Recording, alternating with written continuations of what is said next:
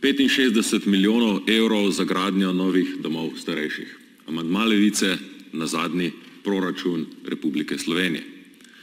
4 seje odbora za delo na področju oskrbe starejših, ki jih je Levica sklicala. Zaradi tega, ker so koncesionarji prevaljevali stroške investicije, pazite to, na oskrbovance in na njihove svojce. Zato, ker so standardni normativi stari 40 let. Zaradi tega, ker so negovalci in medicinske sestre v domovih starejših kronično izgoreli, ker jih primanjkuje. Zaradi neopravičeno visokih stroškov, ki jih zaračunavajo koncesionarji. Zaradi tega, ker manjka 10 tisoč postelj. Vse to so teme, ki smo jih v Levici naslovili samo v zadnjih 2 letih. Samo v zadnjih 2 letih. Kaj vse smo delali še v prejšnjem mandatu za zadnje 4 leta.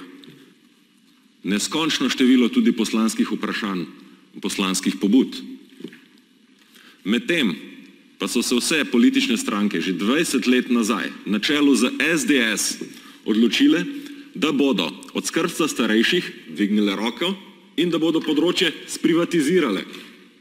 Direktna posledica, s katero smo soočeni danes, je, da so domovi starejših preslabo opremljeni, da manjka 10 tisoč postelj, da manjka kadra, da tisti kader, ki je izgorel.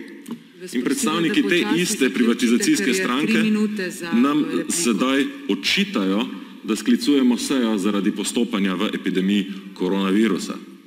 Vladnega podstopanja. In poslanka SDS Anja Bah Žibert si dovoli reči, kaj je pa Levica naredila za skrbstvo starejših v zadnjih letih. Levica je edina, ki je karkoli naredila za skrbstvo starejših.